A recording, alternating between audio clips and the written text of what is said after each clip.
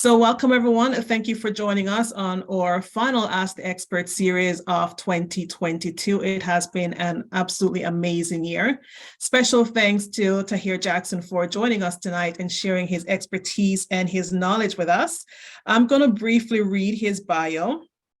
Before I get to that, let me introduce myself. For those of you who don't know Alethia, I think everyone should know Alethia by now, but I'm the president and founder of the Dufferin County Canadian Black Association, an organization that was established to lead, advocate, and empower our Black community, as well as educate in Dufferin County.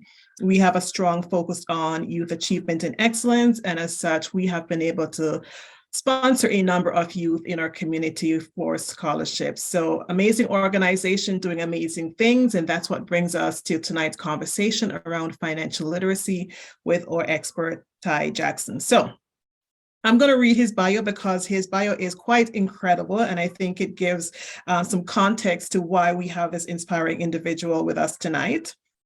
Tahir has been featured on major news outlets such as City TV, Global TV, Vision Television, Omni News, the Jim Edmonds Show, and various radio shows across Canada at this point. Tahir has been in the financial industry for quite some time, and I'll just read you a little bit about what he does and what some of his clients have had to say about him. Through financial and growth mindset training, he has been able to empower people to improve their lives economically, educationally, and socially. He guides, coaches, and mentors his clients and financial associates on how to improve their well-being by setting and surpassing their goals. His clients would say that he is in the business of helping people discover, develop, and demonstrate their potential, both financially and professionally. So without further delay, Tahir, welcome, and thank you so much for lending your talents, your expertise, and your gifts with DCCBA and by extension, Dufferin County. Thank you so much, Alethia. It's nice to see you once again, and welcome to everybody that made it. It's a privilege and an honor to be with you today. Excited to share a little bit about some of the things I've learned for, over a decade in the financial industry. When I started, the first thing that I noticed that there was not a lot of people that looked like me that were agents. And right away I saw a problem, and I actually saw the solution at the same time. It was very evident why we were on a hamster wheel, so to speak. Those hamsters that are kind of moving but not going anywhere. That's because the information is not being disseminated through our community. And I think that's the number one thing, because you've got to get education to be able to make a change. So my goal early on really was not even about me. It wasn't even about my own goals. It was really, how much penetration can I get into the Black community in particular? Because I felt like we needed it the most out of everybody else. I just felt like we as a people needed to get this information. So today we're going to go on a little journey. We're going to talk a little bit about, why this is important. We're going to talk a little bit about some financial concepts and my philosophy in building a financial home. What does that look like? And I'm going to educate you on a few things that are in the industry as it speak. And then I'm going to take some questions. I'm going to field some questions from you, because I think sometimes we come to these events and it's like a one-sided event. I want this to be a dialogue. I want you guys you may have some questions, because again, where do people go to learn about money? It's funny, I often say this, that the two most critical aspects, I think, in human nature, there's no formal training for. Think about this: finances and relationships. These are two things that are always going to happen. And we have no formal education. Nobody teaches us really on how we can be strong, develop, and really thrive and win. And so where do you learn about money? That's the good question. Most people, it's trial and a lot of error. If you can't say amen, you say ouch on that one, because it's true. A lot of people are struggling because they don't know what to do, right? So I want to field some of your questions to give you an opportunity to, maybe some things that you've always wanted to ask I'm gonna take some of those questions. So okay, let's start at the beginning of why this is an important discussion and really why this has to be discussed now more than ever before. If you have not seen or have not felt it in your pocketbook, but we're in some tough times. We're in some tough times because we've got an issue with inflation. Things cost more than it has in a long time. We're seeing higher interest rates than before. So the cost of borrowing is higher. And that is causing a lot of tension on our economy. If you've been invested in the market, the last 3 quarters, we've seen a losing market. Last month, it's been pretty good, but the last three quarters has been tough. And so this is an important conversation because we're going into the new year. I was just on a major national call with Franklin Templeton Investments on the outlook of 2023. They actually had former Prime Minister Stephen Harper as one of the guest speakers talk, because he was one of the prime ministers that took us through the last crisis in 2008. And they were just asking him certain questions on what's the outlook. So if you're here, you're listening, and you're maybe like you're thinking, man, what is going on in our world? What's taking on? What's happening financially? And you're a little bit worried. Then I'm hoping today's session will be informative enough to give you a little bit of hope and to understand that better days are coming. And so let's get into it. Okay, let's start sharing. Okay, so I'm going to share my I have a few slides for us, but let's start off. In particular, I want to start off with, where are most families today? And here's what I really believe. And for those who are on the call, you can dialogue with me and tell me if you agree with this. But here's what I really believe. I really believe that most families are in door number 1, either door number 1, door number 2, or door number 3. Door number 1 is this: they have too much debt. They have insufficient protection, but too much debt. A lot of people are struggling in debt, meaning they've bought on credit, they couldn't afford it, and now they're drowning, and that debt is not going anywhere. And so that's a problem. So I want some reaction, because I want to make sure that you're reacting with me. If you believe me, give me a thumbs up. People have too much debt. So give me a thumbs up with your reaction if you believe that people have too much debt. Good job. Thank you, Amoy. I see it. Thank you. All right. Number 2, here's the thing. People don't have enough savings, or don't have the discipline to save, or are not saving as much as they used to reach their goals. Okay. If you believe that, give me a thumbs up. So people are not saving as much as they need to. And that's causing some anxiety. That's causing really a lack of security, because if something happens, then we're in trouble. So that's door number 2. Door number 3 is, we don't have a strategy for our future, but really it's because we're not making enough money. How many would say in here, put up your hands, you're not making enough money? You would want to make more money. And if you made more money, then that would alleviate some stress, some tension. Who wants to make more money? Come on, put your hands up. Thank you, Amoy. I see it. Yes. Right. So to me, in a perfect world, if we could be out of debt, if we could be saving and having sufficient savings to bring security and be making enough, we would be in a good financial position. But many families are simply not having that being done. And so therefore, we've got to have a strategy. We got to have a strategy in order to get people where they need to go. So when we're talking about financial plans, really there are 6 areas that we need to focus on and get really good at in order to be effective. Now, right now, I'm going to go broad. I'm just give you the kind of broad scope of it. And then I'm going to go into detail when you talk about the actual financial house. I'm going to actually go into some components and some product and some things like that and that nature. Okay.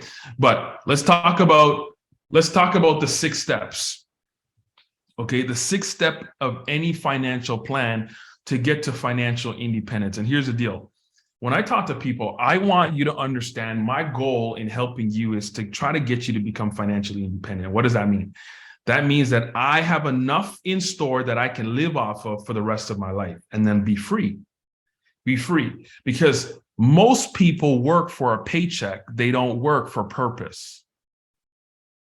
Oh, that was good. I hope you heard that. Most people work for a paycheck. They don't work for purpose. They don't work in their passions. It's either a paycheck or purpose. Most people are working for a paycheck, which means they don't really want to do this. They're not really want to be involved in this. They're just doing it because it pays them. But you would do something different if you got the money situation under control. You would do a whole lot of things. So in my focus is really to unlock somebody's purpose by getting rid of the financial burden and stress. So if I can help you become more financially independent, then it releases you to become who I really believe you can become. So you can start dreaming and doing the things that bring you passion and bring you purpose. Does that make sense, everybody? So this is why this is important. It's not just about, oh, I need to learn how to manage my money better. You do. But at the end of the day, what I want is to bring passion and joy back into your life and you doing the thing that you were supposed to do, that you were destined to do. See, I believe that you were called for greatness, but greatness is locked inside of you. And oftentimes what's happened is you are giving it away to a job that you don't even like anyway. But what if we could help you financially? What if I could help you create a plan to get financially independent? And then now you can do what you always wanted to do. Here's how we do it. 6 steps. Number 1, first is we're going to do a cash flow analysis. When I was young, there's a song called Cash Rules Everything Around Me. Cream, get the money. Dollar bills, y'all. Anybody heard that song before? Cash rules everything around me, and it is the truth. Money answers all things. It's the truth in the sense of that without money, you're going to have a hard life. Now, does money bring happiness? No, happiness is an internal thing. You can be happy without money. Yeah, I've been poor and I've been good with money. And I can say that I've always been happy internally because it's inside of you. But what money does do is it brings options to live your life in a certain way. And so cash flow is as important as blood flow. Shelly, what happens if you lose blood and you have no blood flow in your body? What happens? Unmute your mic, Shelly, quickly, talk to me. What happens? I caught her off guard. She's like, oh no. I'll jump in for her. So you lose energy and potentially eventually die if it's not remediated. Exactly. Sorry, I was on mute. So Shelly, what happens? You have no blood flow. What happens? Let me tell you, I'm going to lose a lot. I'm going to lose my everything. Everything, right? Yep. So what happens if you don't have no cash flow? That's it. The same thing. You lose everything. Same thing. So the first place that we start is cash flow. How do we get more flow in your cash? 2 ways. Number 1 is you need to earn more income, and this doesn't seem too profound, but it's the truth, is that you need to earn more income. So this must be a decision that you make. It's like, how can I earn more income? Maybe I need to start a business, right? Or a side hustle, right? Or maybe I need to change careers altogether. But some of you have to really take a deep dive in, maybe I need to flat out make more money. Okay.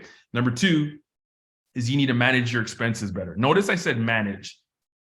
Notice I said manage. I said manage and not decrease, because sometimes people think scarcity thinking mentality and they start to think that way. And I want you to understand that you've got to be a better steward of what I believe God has put in your hand. You got to be a better steward. So you got stuff in your hand, but you're not managing this. And here's the truth. If I give you $100 and you can't manage $100, what makes you think that you can manage 1,000 or 10,000 or 100,000? So a lot of you would love to make more and gain more, but you're not managing well what has been already put into your hands. So let me ask you a question. Do you have a budget? If you don't have a budget, you're in trouble. Think about any one of these top companies like a Walmart or, like an Amazon or Tim Hortons. Do you think they have a budget? Or do you think they're flying by the seat of their pants? Do you think they know where every penny is being spent and they're calculating? Or they're just like, no, we're just going to spend and spend and spend? No, they've got it budgeted, and you should too. You should have a budget. You should know exactly where you stand in any section of your month. So first of all, if you don't have that set up, we'll help you set that up. That's something that I can do. But you need to have a real-time picture of where you are financially. We just started the month.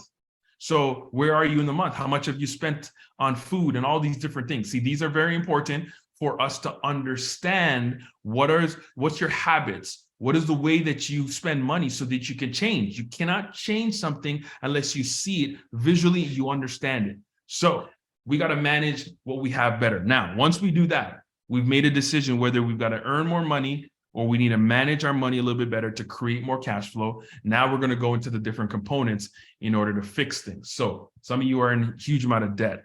So there are six ways that you can get out of debt in Canada. There's 6 different ways, from things that are really catastrophic to things that are just minor adjustments. But at the end of the day, you want to consolidate, you want to get rid of debt and eliminate it. And so you got to choose one of these strategies in order to do that, but you got to have the discipline in order to focus and pay off this debt. So again, I'm not going to go into detail. I'm going to give you a broad brush of this, but debt management. So that's the second component of a great financial plan is what's your debt management strategy? We got to get rid of debt. Number 3 is emergency fund. So emergency fund is my definition of wealth, everybody. I'm going to say that again. What's my definition of wealth? Emergency fund. Why? Because it's really not your car you drive. It's not even, the clothes you wear or the home that you live in that makes you wealthy. It's how much you have in store. Think about that. It's what you have in store that brings security, that makes you know everything is good. Because if we all lost our way of making money, if we lost our way of making money today and we couldn't make any money tomorrow, then my question to you is, how long would you survive? I'm going to say that again. You lost your way of making money. How long would you survive? See, that should get you thinking. Is it 1 month, 2 months, 3 months? Is it 4 months? Is it 5 months? Is it a year? Do you have enough in store that you could last a year without being back on the streets? See, that means that your emergency fund, which is what you have in store, what you put in the store, is our definition of how wealthy you truly are. Therefore, at a very minimum, you should save 3 to 6 months and have that stored away somewhere. That brings a lot of security. But COVID's taught us that we probably need more. Probably need a year to 2 years. That's what COVID taught us, that 3 months is not enough. You need a lot more in store to feel secure. You don't know what's going to happen, right? So emergency fund is my definition of wealth. Everyone copy? All right, good. We're good. We have 2 questions, Ty. Okay, shoot those questions out to me. I didn't see them. Shoot them out. No worries. Amoy, you have your hand raised. Go ahead. Amoy, I think she may have been answering my thing when I said put up my hand Okay. to get. I'll ask my question then. Go ahead. When you talk about that 3 to 6 months, are you talking about, because I know most people will probably have like an RRSP account. You're not talking about that. You're talking about cash that you can quickly have access to, whether that be like a TFSA or like a savings account. Is that what you're referencing when you talk about that 3 to 6 months income? Yeah, I'm talking about something that's liquid. When we say liquid, can be turned into cash immediately. That's what I mean. That's not taxable. RSP would be a tax situation. So we're talking about things that are liquid. So TFSA could be an emergency fund, or your bank account, how much money you have in your bank account, or, back in the day, they said put it under your mattress. But wherever you have it, do you have that type of money that you could turn into cash and you can solve problems right away? Okay. Perfect. Good question. Good question. Okay. Number 4 is proper protection. So you are the most important part of any financial plan. You are it. Your earning potential is it. Your earning potential. Meaning if you cannot go and earn income, you're not healthy enough, something's wrong with you, then again, no money's coming in, and then that impedes our cash flow. No cash flow means we're dead, we're struggling, we're in trouble. So one of the ways in which you need to protect your financial home is through protection, or quote unquote insurance. I like to say protection. You need to protect the most valuable asset to you, which is you, your earning potential. Everyone copy? Think of yourself like an ATM machine. You go out and work and you spit out cash.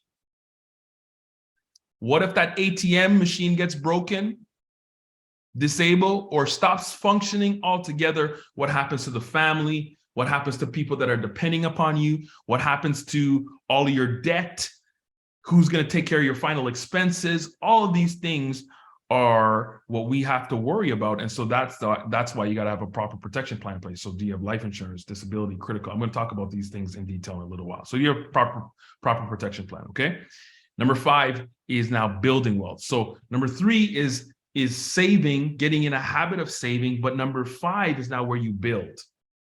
You build wealth, you invest money. You need to see money grow. I'm going to talk about that in a second of why that's important. But money should never be sitting just in a bank doing nothing. It needs to be making money for you. This is how the wealthy think. So money is like soldiers. They go out and they bring back more money to them. They bring back the spoils. So where can you gain a reasonable return on your money that outpaces inflation and reduces taxes? Now, obviously, inflation is very high right now. Usually it's around 3%. But right now, anyway, economists say it's anywhere between 6 and 7% right now, right, in Canada. And so where can I outpace inflation and reduce taxes? How can I get a return on that? So that's important, okay? And then lastly, the last part of your financial plan is, how do you preserve that wealth?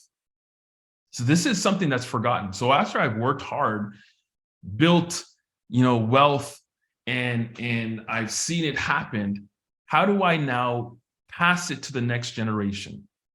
And how do I do that as tax efficiently as possible? How do I literally build a family legacy? So in this stage, we talk about, do you have a will? Do you have a power of attorney? Do you have an estate plan in place? And you might be young on the call, and you're like, I don't need a will or anything. And I always say, hey, if you got a bank account, you need a will. Why? Because there's no beneficiaries for bank accounts. Meaning, knock on wood, something were to happen to you, we don't know all that money you have in bank account, who's that supposed to go to? So who do you give control to? You give control to the government to make decisions on your behalf.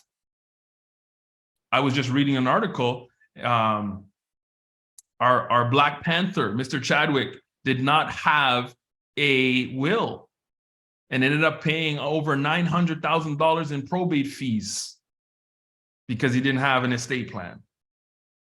So this is an important part that I think is forgotten in a financial plan. You've got to protect it and pass it on, okay? Everyone make sense? Okay, so I'm brushing over. I'm going to go into detail a little bit more into this section, okay? So those are the 6 areas. Now, you look at these areas and say, okay, where do I need to get better at? So cash flow, debt management, emergency fund, proper protection. I don't have insurance in place, building wealth. I'm not investing my money, and I don't have an estate plan. I don't have a proper preservation plan. Then this is something that we need to work on to get you to the next level, okay? Now, let's talk a little bit about some financial concepts that I've learned. And sometimes people will say, okay, why do I need to invest my money? I just put it in the bank. And this is the reason right here. This is the rule of 72. You can Google this. It's a powerful thing that Einstein made famous back in the day. He called this the 8th wonder of the world. He said compound interest and the power of compound interest can completely change your life. So let me give you an example. What the rule of 72 says, that if you take 72 and you divide it by the rate of return that you're going to get at your institution, it will tell you how quickly money is going to double.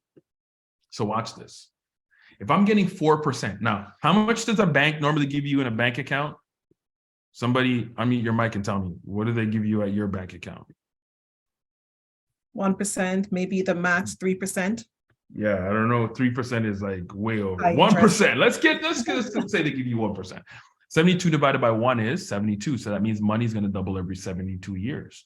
Well, let's take 4%. 72 divided by 4 is 18. That means money is going to double every 18 years. Everyone copy? That's the rule. Money's going to double in this financial account every 18 years. So if I take a lump sum of $10,000 and I just invest it, do nothing with it, just invest it. In 18 years, it will be $20,000. That's what the rule says. In another 18 years, it will be $40,000. So let's say I'm 29, I'm 65, this thing will be $40,000. Conversely, if I'm getting 8% on my money, 72 divided by 8 is 9. So that means money is going to double every 9 years. So in this thing, I take the same $10,000, invest it, I'm getting 8% of my money. In 9 years, it's 20,000. In another 9 years, it's 40, and so forth and so on. I get to 160 at 65 now because money's doubling every 9 years. Okay, 72 divided by 12. What if I'm getting 12% of my money? Look at the difference there. Money's doubling now every 6 years. Take that same $10,000 and invest it. Every single 6 years, money is doubling. So now at the end of 65, look what happens. I got $640,000. Okay, so Vincent, unmute your mic for a second. Let me talk to Vincent here. Vincent, you hear me? Let me ask you a question. Yeah, I can hear you. Good. Let me ask you a question. Which account would you rather be in? You mean what you just mentioned? Yes. Oh, the answer is so easy. I'm not a bright guy. It is, right? I'm going for that 12. I'm going up there. Yeah. Okay. You're going for the 12% because you see the difference in there. Yeah, exactly. Where do most people put their money and get in a bank account or interest? What do most people get? We're only getting a 1%. Exactly. Yeah. Do you see why that is one of the major reasons why we're not growing wealth is because we're not investing it properly? Well, we weren't taught how to invest it anyway. Good job. Thank you. Thank you. Right?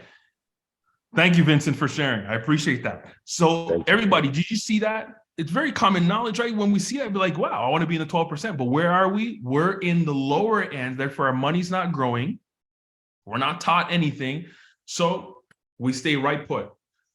This is why you need to work with a professional. This is why you need to get your money moving. Okay. Very, very, very, very, very important, guys. Now, let me switch gears. By the way, that rule of 72 works on the opposite with debt too, but I don't have time to work on that. But it's the same thing. Credit cards are almost 20%. If it was 18, that means money's going to double every 4 years. So your debt is growing faster than your money is growing. Just want you to think about that, right? That's why they're so quick to give you debt. Okay, here is why I want you to start now, regardless of wherever your situation is. They say that the best time to start saving was like 15, 20 years ago. The second best day is today. So if you've not been saving, you've not been putting away, I'm going to show you why waiting is the worst thing that you can do. So time can be your greatest ally, it can be your worst enemy. Look at this. This is an example of somebody who is going to be saving $2,500 a year. Do you know what that equates to a day? It's like $7 a day. Can you save $7 a day? It's not that hard, actually, when you think about it, right? That'd be $2,500 for the year. And they're going to save it until they're 65. And they're earning 10% on their money. So they're getting some return on their money. Person A is going to start at 30. Now they're going to continue doing just $2,500, $200 and change a month, $7 a day. They're going to religiously do that. Okay. Accumulated value is going to be $87,500. That's the capital. Total accumulation is going to be $677,000. That's with the growth. That's with the compoundedness of all of those years. That's why the power of compound interest is so powerful. Person B is going to wait 5 years. They're going to procrastinate. They're going to buy a car. They're going to do whatever they want to. They're going to wait. And then they're going to start at 35. At 35, he has or she has given $75,000. But look at the accumulation. It's only $411,000. Those 5 years cost person B over $250,000 because they waited, because they procrastinated, because the power of compound interest works with time, which means if you're young here on this call, or you have kids and young people, teenagers, you need to get their head around this. So $200 is, especially if you're young and you're in your parents' home and you're working and stuff like that, not a lot of money to put away because maybe your bills are not as high. Can you imagine if you create that habit of putting 200 and change every single month? You just put that habit. I'm guaranteeing you to become a millionaire. By the time you're hitting retirement, you're a multi-millionaire. This thing's going to keep on, as long as we're invested properly, it's going to grow. Time is going to be your best friend, but you must start today and not procrastinate. Everybody copy? Okay. All right, I'm going to stop here for a second and I'm going to field some questions. Okay. So anybody have any questions?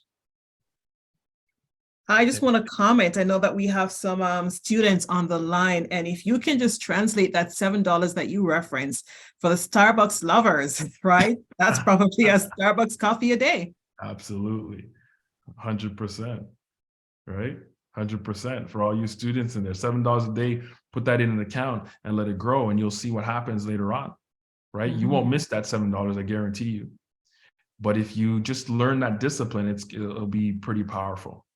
Okay. All right. The other question I have, Ty, I know oftentimes, especially you're, going off to university or you're just graduating from university, there's that temptation. You have credit card companies, readily accessible and, coming at you saying, hey, you qualify for this, we can give you this wonderful credit card. Can you speak to that temptation and how best to avoid that trap and set yourself up for future success? Okay. So when I was younger, first thing I did when I went into college, they gave me credit cards. I got two, CIBC student card, and I got a Canadian Tire credit card. Oh my goodness, the first thing.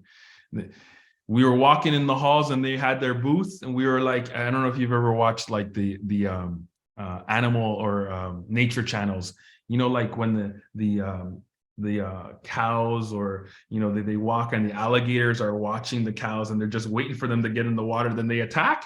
That was like us in school. They're just waiting for us to walk through so these credit card companies could attack, and attack they did. So here is the deal. I'm going to talk to you first from a standpoint of where I am at right now and where you are at if you're a student here.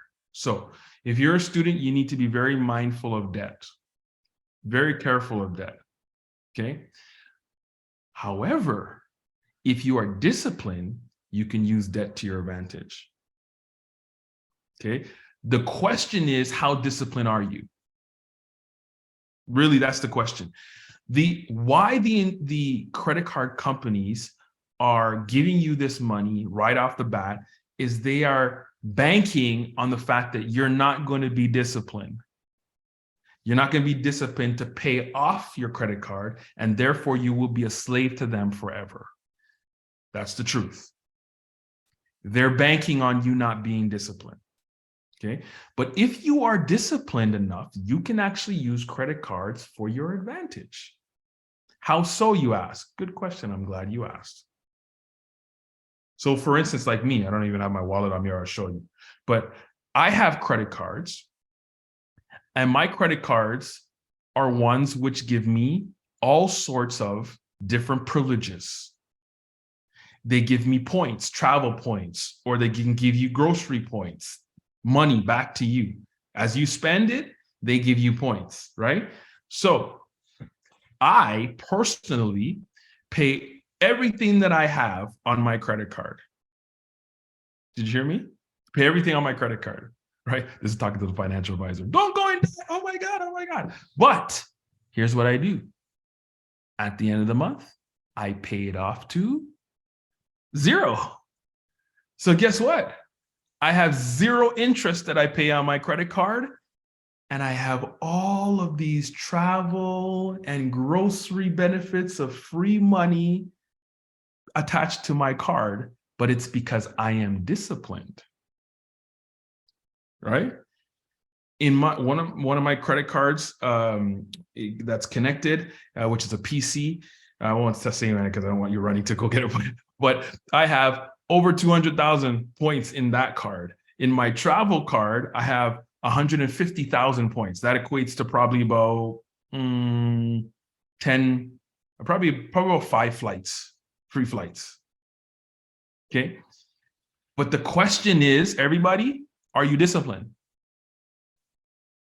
Are you disciplined to pay it off? Or are you going to be like, oh no, I can't pay it off. I spent my money elsewhere and I don't have anything. So my humble advice to you is you've got to be honest with yourself and know what you can actually afford and what you can do. Debt can be a good thing or it can be a bad thing. You can use debt for your advantage because somebody could give you a loan, you invest the money, that money makes work, and then you pay it off. There's a lot of ways that you can use debt for your advantage, but the biggest thing is, are you disciplined? If you're not disciplined, then you should run. Because you do not want to be enslaved to these companies because it's the hardest thing to get out of. Took me a long time. I was in debt. You're speaking to somebody that knows the struggles. I had bad credit. I'm not somebody that speaks from a high tower and like, look at me now, I'm great. Man, I've been there, done that, got a postcard, had bad credit, struggling, not answering my phone because the creditors are calling my phone. I've been there, done that, got a postcard. I know what that feels like. And I had to pull myself out of it. Now, let me show you how I pulled it out for those who are struggling. I had to decrease my expenses, meaning I had to deal with my means. What was I spending? How was I doing it? So I had to manage better what was put into me, right? Lived in a basement apartment for a little while, under what I could afford in order to be able to pay off all these debts and get out of that control that the debt companies have. It's very important, right? And now I'm free of it. And, like I said, like I probably put on my credit card, anywhere from $7,000 to $10,000 a month on my credit card, if you can believe it, every month, but I pay it off every single month. So I don't pay any interest on my credit card. They hate me. They give up all the benefits, but they don't make any money off of me, right? That's how it's supposed to be. Use them. Don't let them use you. Okay? Okay, all right, good. Let's talk about how do we build a financial home and what are the components of a financial home? Okay, and then y'all can ask me some questions as well. And I'm gonna leave it to Q&A after that, okay? So here's how you build a good financial home, okay? We're gonna build it right, you're gonna build it strong. So your financial home really is built out of these 3 main components, some of which I've talked about before: your foundation, your pillars, and your roof. So the foundation of every financial plan is protecting the ability to earn income, because we've talked about this before. No income, no financial plan. So you need income. So we need to protect it. The number one reason why people go into poverty is actually a critical event. They get sick, they're not making enough, and bam, they're in poverty because they don't have enough in store. Okay, so how do I protect myself if that's the case? So there are 4 ways. I'm going to go from right to left. On the right over here, LTC, that stands for long-term care. So long-term care typically is for anyone who is a little bit older, typically, but it can be somebody who gets in an accident or has a critical issue, right? It can be anybody, but typically long-term care is, hey, I can't feed myself, I can't bathe myself, I can't clothe myself, and that's typically later on in age, right? So you can have insurance actually that helps for that, but dot it out because it's typically later on in life. Now, 3 major components: critical illness. What if I get sick? 1 in 3 people get cancer now. 1 in 3 people have heart attack or stroke. So there's about 12 people that fits perfectly. So 12 people, 1 in 3 That means 4 on this call. Hopefully not knock on wood, but that's what the stats say. So what are you going to do if that does happen? So you can have insurance that actually provides a payout that if something were to happen, then bam, you have this. Okay. Now, here's what I love about critical illness. It is one of the few insurances that if you don't make a claim, you can get back all of your premiums. Did you catch it? So let's say you don't get sick. Every dollar you put into critical illness, you can get back. That's called a return of premium. So you can get back. Disability. So disability insurance, typically, if somebody has benefits at work, they'll have it connected to that. But disability insurance helps to provide, in the case of a sickness or an accident, that it provides a supplement. So typically it is connected to you having a job. So in rare occasions, you can get disability insurance without having a job. But mainly it's if you have a job and it is monthly income supplement for that job. Now, they will only pay up to 66% long-term after short-term is done. So 66%. And you know the reason why they only pay up 66%? Because if they paid 100, you'd never get well. If they paid 100%, everybody would just stay on disability. So therefore, 66% is the max you're going to get there. Okay. Then last, I said, God forbid somebody loses their life. What's going to happen? So you need life insurance. Notice I said life insurance, not death insurance. Because life insurance can be used in your life, not just as a death benefit. And I'm going to show you how in a second.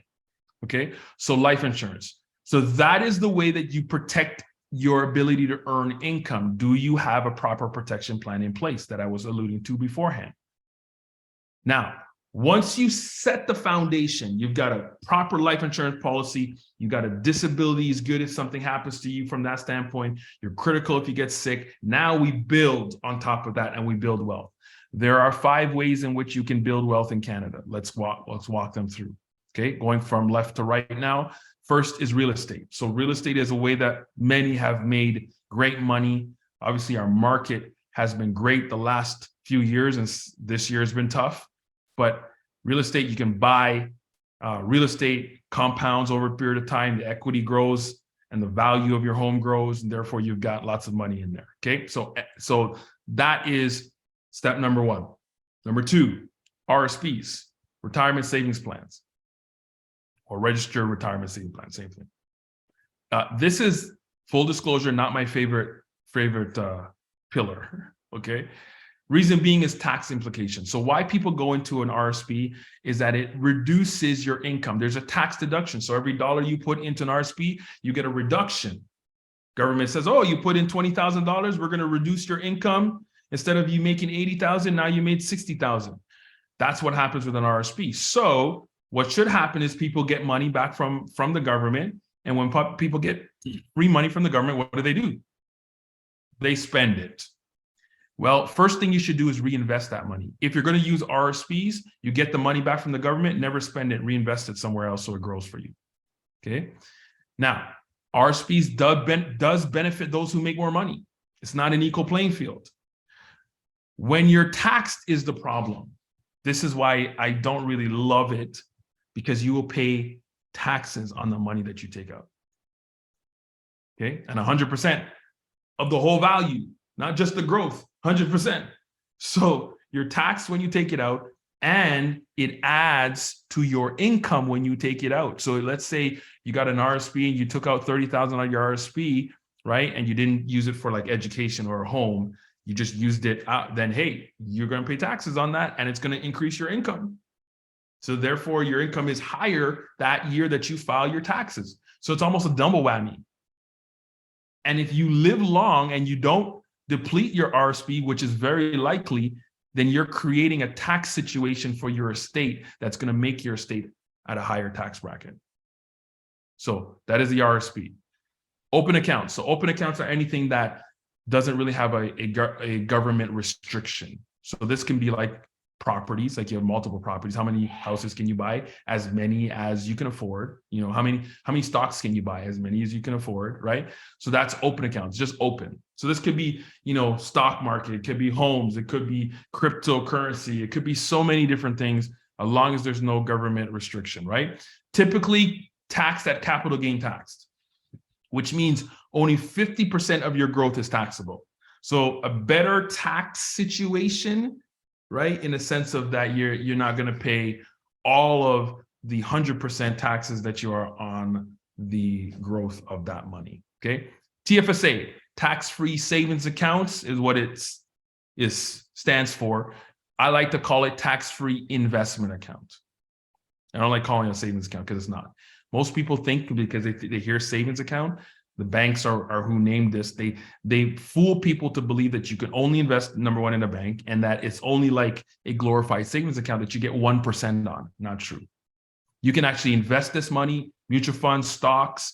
You can grow this money, and that's the point of it, that you grow it, and then when you take it out, you don't pay any taxes on that money. There's only 3 places that you can have tax-free investment growth. And that is your principal home that you live in. That's pillar number 1. Pillar number 2, which is TFSA, tax-free savings account. And I'm going to get to pillar number 3 and pillar number 5, which is PTS in a second. That's the 3rd way, but let me hold on to that. Here's one thing you need to know about your TFSA. Contribution room carries forward. So it's not 6,000 every year, or actually next year it's going to go up from 6,000.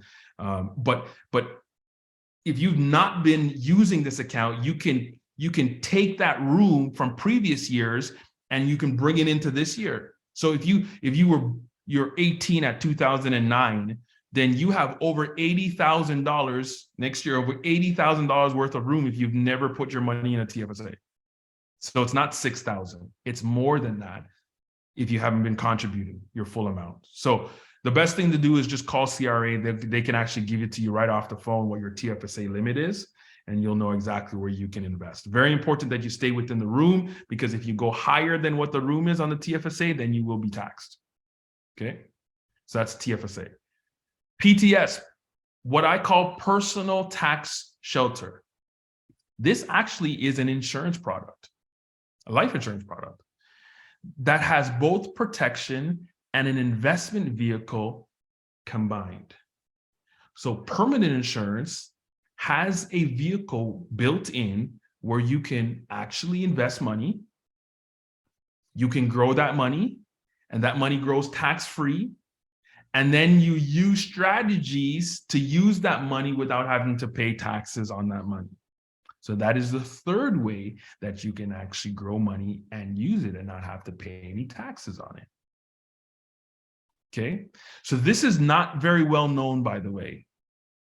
Most people have never heard about using life insurance as a bank or as a savings or an investment vehicles. They just think of it, and I know it's been promoted or marketed like that life insurance is only when I die, and you know, I take care of all the people that I love, and I have a life insurance policy for that. But it's much more than that. It's actually a vehicle that you can actually grow money over a period of time, and you can use it, right? So think about the wealthy. If they have lots of money, and let's say TFSA, they're maxed out on their TFSA, where else do I put money in to grow tax-free? After I have my home, bam, where else? So now you have a strategy to do that. That's called creating your own personal tax shelter. Okay, let's go to the last part. So now you got, how do you become wealthier? There you go. Now, side note, see this 91 and 90%? 91 of Canadians love to put their money in where? Real estate and RSPs. That's what they've been taught. Only the 9% actually have their money in every container. They're diversified. Where do you think you should put the money in? You should be diversified. You should be a part of the 9%. Okay. Now, the last part is the roof. The roof is tax efficiency and estate planning. What does that mean? Just what I said prior to. Now I've created all of this wealth.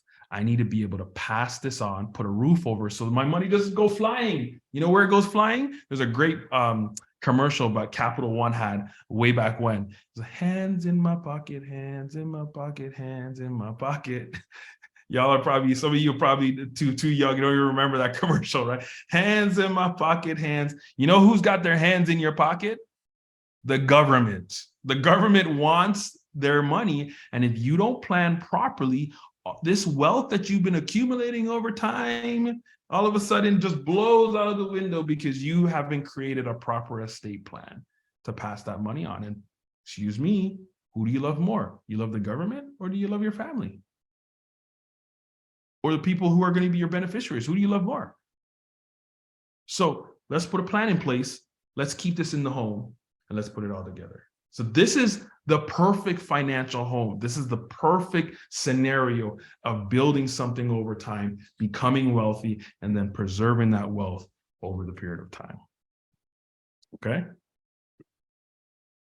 All right. Now, questions.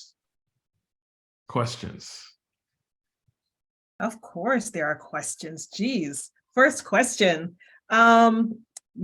Just sticking with life insurance as an example, most life insurance companies will send you out a beneficiary form. Yeah. When you're talking about that roof, is a beneficiary part of that estate plan, or you need to also go above and beyond that and create something else? If yes, can you explain? Yeah, I need to go above and beyond that. The life insurance, yes, you have a beneficiary, and so they will get the proceeds of your life insurance. Absolutely, right? So that will be tax-free when they get that. That's not even a part of the will, by the way. That's just the life insurance. But we're talking about everything that doesn't have a named beneficiary. That's going to be in your estate. That needs to be dictated through a will. Okay? But also you need to be thinking about what is the tax implication on all of my estate and all of my assets. So even if there is a beneficiary like RSPs or whatever, there's still tax implications. If I have homes or multiple homes, what's the tax implications if I pass? Who's going to pay the capital gains taxes on that? Right? And please be reminded that when you pass, if you don't have a spouse in particular and things don't roll over to your spouse, when you pass, then bam, everything is locked. You can't get access to things until that whole estate has been adjudicated. Meaning the government wants their money first before they give you the assets. So who's paying for that? Do you have a plan? Right? That is what, creating an estate plan looks like. Powerful. I have a long list of other questions, but I want to turn it over to the guest to see if they have any questions first. Okay, let's go. Guest. Any questions, Shelly, Stella? You can put it in the chat as well if you wanted. If you're shy, because y'all seem shy. You don't want to unmute your mic, so. Well, I'll keep the questions going until someone is brave enough. Okay. When you're planning for, again, sticking with life insurance as a theme, when you're planning to determine how much life insurance do you need, where do you start? Good question. So there's a little bit of an acronym that we use real quickly. It's called DIME. Okay. DIME stands for debt, income replacement, mortgage, and education or final expenses. Okay. What that means is these are the four major things that you want to make sure that you have protected. Number one is debt. Why? Because your debt doesn't vanish when you die. Your creditors are not going to stop coming because you died. They actually come for your beneficiaries to make sure that they get the money. They're going to want their money. So you want to make sure that you make it easy on those who are your beneficiaries, right? So debt, income replacement. So if you have a dependent, kids, a spouse, a parent that you're taking care of, and they're living off of your salary in some way, if you're gone, that salary is gone. Who takes care of them? So your income needs to be replaced. And there's a rule of thumb that at least 10 years of income replacement, especially if you have young kids, 10 years of your income should be that number. So 10 times whatever you make a year should be at least the number there for income replacement. Okay. Mortgage. So if you want to make sure that your family is living mortgage free and they don't have any hassles, then you put the amount of your mortgage connected to a insurance policy so that if you die, then bam, they don't have to worry about where they're going to live, and if they got to sell the home or any of that situation, they're good. And then lastly, I have kids. I have 2 kids. I want to make sure if something happens to me, their education is paid off because I'm going to be paying it, right? So I put that in my policies that this is paid off. And then also my final expenses, right? I want to make sure that, my family can bury me and they're good, and, that I don't leave any burdens. So you put all of that together, your debt, your income replacement, the mortgage that you have, and then the expenses, and that gives you the final number of what you should be insured for a life insurance policy. By the way, most people are underinsured. I just added to my life insurance. And by the way, I had almost $2 million worth of life insurance on my head, and I just added to it. Why? Because I make more money now. And so I want my family to have the same lifestyle that they have right now. And so I'm worth more to my family. You know what I'm saying? So I'm going to increase the amount of life insurance that I have so that it keeps up with the income that I'm making. So you just get it once, you can continue getting more. I have several policies. I have like 6 or 7 policies. You can imagine. Wow. The idea of taking out, that life insurance equivalent to 10 times your salary is daunting, right? But it's a necessity. And when you break it down, I think it also goes back to determining that cash flow at the very beginning so that you can see where money is just flying out the door and you're not, spending money on Starbucks every day. Yeah. So, the way in which if we had more detail, I would go through the different types of insurances. So, there's permanent and there's term. So term is the more cost effective, but it's temporary. So it helps protect us for temporary situations like a mortgage, right? Or income replacement, maybe for a particular time period that I need to make sure that my income is protected, right? While the kids are young, or so forth and so on. So those are ways in which that we can keep the costs down and then, still have, protection, right? While have a permanent insurance so I can invest money and grow money and save money and do all sorts of stuff like that. So there's options there. I love that. Going back to our young people, I know there are ways that you can start off with life insurance, and there are some advantages to starting off life insurance now, but using that as a vehicle for savings. Can you touch on that, please? Yeah, so every young person that's on here, don't think that life insurance discussion wasn't for you. It is. My kids have more policies on them than you. They probably have more money invested because of that, because I've been saving it since they were a kid, a child, a little baby. They're 14 and 16 now. They have, don't tell them, thousands of dollars in there, because I've been over investing in their life insurance policy, and it has a cash value to it. And it's been growing at a great rate. And it's there, right? So that when, they're of age and they can handle it, bam, I'm gonna be giving them $30,000, $40,000 life insurance policy, not as a death benefit, but cash in their policy. So yeah, I want you to rearrange your thinking. In the bio that you read, notice it said that I want your thinking to change, not just buying a product. I want you to think differently. What I want you to think about is like, okay, been taught to put my money in a savings account. Who told you that? And how effective is that, by the way? Okay, so what I'm trying to tell you is here's how the wealthy do it. Start a life insurance. Why? Because you're young, you're healthy, and it's cost effective, right? And start investing over a period of time and let that grow and see what happens as well, right? Open up a TFSA for yourself and start to build and use money there. Stop putting your money and leaving it in a savings account where nothing's happening and you're not getting any money and no interest. Just stop doing that, period. That's killing us, right? So yeah, the life insurance is definitely for you if you're young. And if you have kids and they're young, please don't procrastinate and get them an insurance policy. It has nothing to do with whether you think they're going to die or not. Again, change our thinking. It has nothing to do with that. I don't think anything's going to happen to my kids, right? My kids are going to have a long life, okay? And I'm not even getting it for that purpose. Why am I getting it? Because I'm going to invest and save money and grow money. In fact, I'm thinking about my great grandkids that are coming. I'm thinking about their kids and their kids' kids, because I'm leaving a whole lot of money to them right now. So. Thank you. I'm glad you touched on. I see a question in the chat. Okay. Yes, I'll get to that in a sec, but I'm glad you touched on that because culturally, I'll speak for myself. If I asked my elders about life insurance for my kids, the first comment would be, "You're wishing death on your kids," right? So most of us will probably shy away from investing or taking out a life insurance on our children at a young age. So again, change your mindset, change your thinking, and start investing in your children so that you can start to build generational wealth, essentially. Can I say something that may be a little bit controversial? Sure. Okay. When we start saying that, who told us that you're wishing death on me? Who told us through past times that you shouldn't have a life insurance? You're not worth anything to have a life insurance policy on you. Are you hearing what I'm saying? Yep.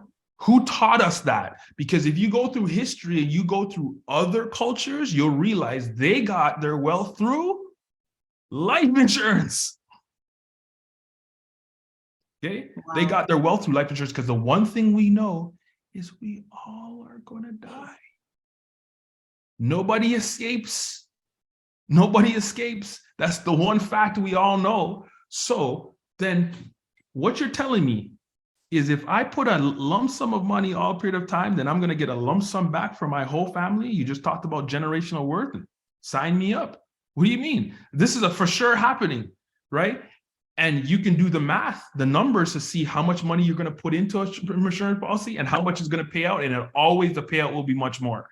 So to me, it's a no-brainer. Why are we hassling and thinking that way? We got to change our thinking. You are worth more. You need to be thinking about that. See how I said I'm worth more to my family? I'm worth more to my family. So I just added another policy on myself. Why? Because I want to make sure that I leave wealth to them.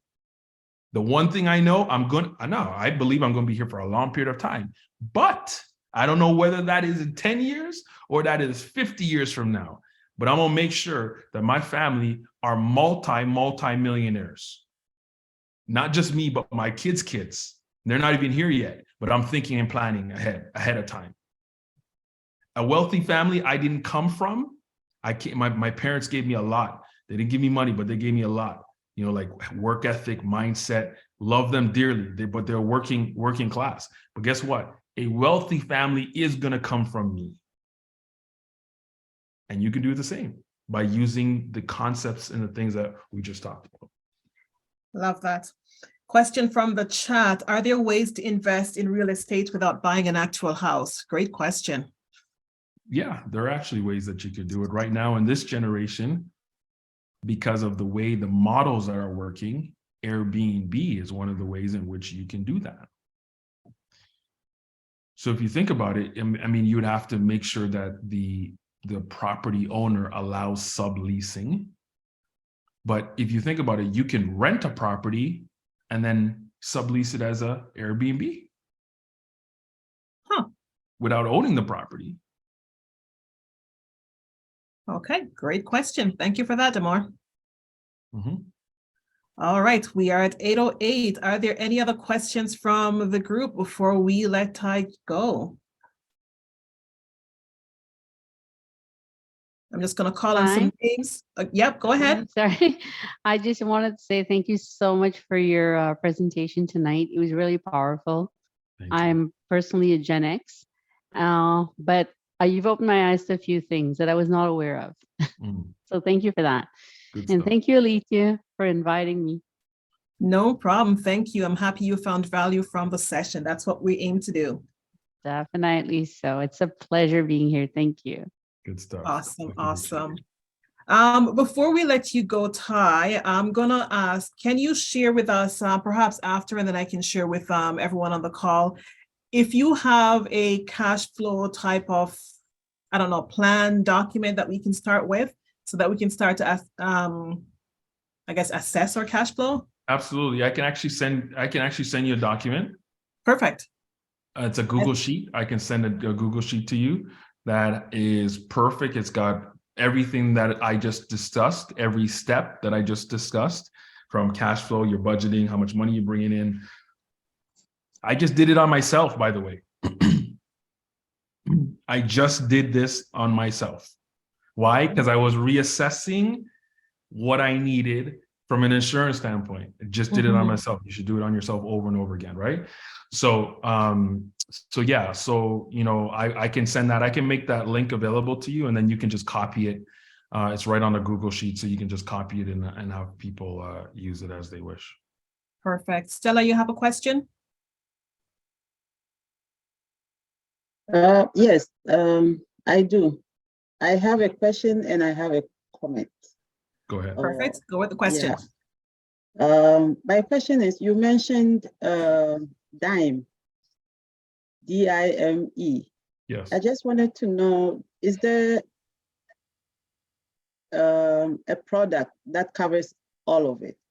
I know, myself included, I know people who have insurance from here and insurance from there, all the pieces around. Is there a way to consolidate insurances into one, or is there a particular insurance that covers the DIME, if I may put it this way? Okay, so the DIME is really just a way of calculating how much life insurance you need. That's what DIME really is, right?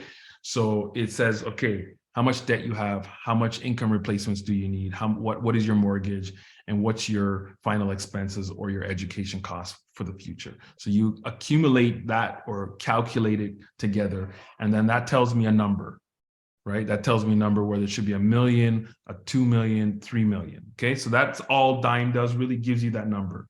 Now, when you ask me, what product, is there a product that does everything? And the answer really is no, because all insurance products do a little bit different, right? Like I said at that beginning with the financial home, all products do a little bit different. Now, can you get a product like a life insurance and then get what I call toppings on top? So, you know, like a pizza, and you can get pepperoni or mushrooms or, you know, whatever. Absolutely. What you could do is you get your life insurance and then you add different components to the life insurance. So it's one policy with all these components. So you can have critical illness as a rider, right? You can have disability as a rider. You can have hospitalization as a rider. You can have all of those things, and then you have one policy in there. So you can absolutely do that.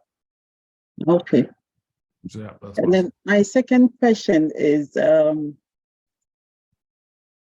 do you offer services where a family could, or if you know of somebody who would meet on a family basis, like a family comes to you or you come to them, and then because it's difficult to sometimes convince a family member or a partner to accept certain products because it's coming from a familiar face or voice. 100%. Yeah. So, you know, for anybody who wants to talk to me after, you know, my services are actually free of charge. Wow. Meaning I give my advice, I sit down with people, and there's no charge for that service. How I get paid is through the product providers who pay me quite well to do what I do. So as I connect you to whatever plan that works best for you, the product providers who compensate me. So therefore, I can sit with you without any burden upon you. You don't have to write me a check for all of that. So yeah, absolutely. I will definitely come and meet and sit down and help your family move forward. Okay. So finally, my comment. I just wanted to thank you for the information. Sometimes you think you know, but within this short period of time, I've been able to assess myself and my family. And I think there's a little bit of work to be done. Yeah, because we really went through a lot during COVID. And we survived because we did certain things, but it's time to group again and plan better. Absolutely. So thank you very much. And Thank you, Alethia. No problem. Yeah, Thank yeah, you, thank you so Stella. much. And thanks to everybody who joined. I think together we made this a success. Thank you. Amen. Thank you. Thank you, Stella. I appreciate those words. Yes, this was a short. I think we could have had another conversation for another hour, just, covering some of the key elements that you touched on earlier and more. But I know I want to respect your time. It's now 8:15 and everyone else's time. Perhaps we can do a second session. Now that COVID is out of the way, we can probably do something in person. So great session. Can you do me a favor, Ty? Can you drop your contact information in the chat? And also when you share the Google information, hopefully your contact information is there and I will recirculate it. I see there's a comment here as well. I understand mortgage insurance is more flexible on medical history. For someone with an adverse medical past, is there a life insurance policy company product that is less expensive for those with a history? That's a great question. Yeah, that's a good question. So here's the thing. I never, shouldn't say never, but mortgage insurance is a catch-22, and I'll tell you why. Number one, the medical underwriting is post-mortem. It's after you die. So just like you said, you can get it, but they then assess if you are healthy enough to get the payout after you die. So that's a chance. So I never want to get any life insurance that's post-mortem. Okay. Number two is mortgage insurance has a declining payout, which means you're paying off your mortgage. So you may start at 500,000, but then, 15 years, it's now 200,000 left. Well, they're not going to pay out 500,000. They're only pay out 200,000. And that payment goes to who? The bank. It doesn't go to your family.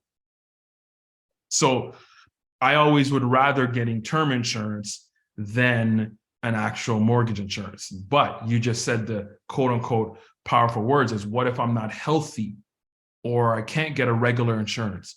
So the good thing is there are options. There are simplified options for life insurance. There are companies that will basically take the risk on that if you're not healthy enough to get quote unquote regular underwriting insurance, then they will take the risk. Typically the rates are a little bit higher because they're taking that risk, but there are companies that will do simplified. Now, it does depend on the severity of your health situation, but everybody can get it as low as like 25,000, and they can go as high as like, $500,750 for these simplified options. So there are options. Companies like Canada Protection Plan, there's IA Excellence, that those are just a few that I can name that have simplified options, no underwriting, like medicals or anything like that, but you can get a policy, a life insurance policy. Perfect. Great question, Ian. Thank you. All right. Any other questions? The questions are coming in hot. I love it. Now they're coming in. Everybody right? was quiet. No one's shy anymore. Yes. So you know what, Alethia, we can do definitely, because again, each section has much more detail. Like I did a brush, like I didn't do the difference between life insurance. I didn't do the differences on the debt solutions and all you can get out of debt. Like there's a lot here that we can unpack, obviously, for every situation. So obviously we can be here for a while, but I'm open to definitely come back at any point in time to share. Perfect. So you just let me know, and then we can go into detail on a specific section that maybe people are interested in, and then we can go from there. Perfect. Yes, that would be my contact is in the chat, so you guys can see my email and my phone number. Please give me a call. Perfect. So that's tahirjackson@me.com, M-E, and it's TAHIRJACKSON. Wonderful.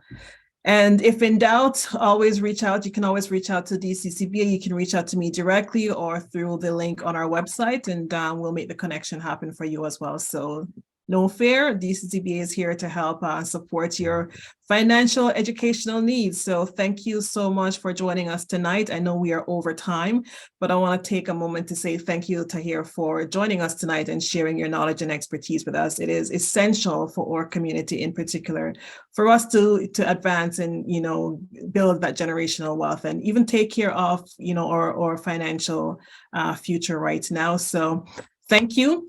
I know we're in December. This is our very last session for the year. Thank you so much for those of you who have been with us from day one. This would make it your 24th session. This is absolutely amazing. Ooh. Josh, I see you there. You've been on every single session so far. So thank you. Thank you. To the team who's here, thank you as well for joining us. And of course, all of our regular participants, Povir, Dr. Sterling, and so many more. Thank you for joining us tonight and sharing in this knowledge. So if I don't get a chance to see you or speak with you before the Christmas holidays, happy holidays and the best wishes for the new year, and be safe. Have a good night, everyone. Good night, everyone.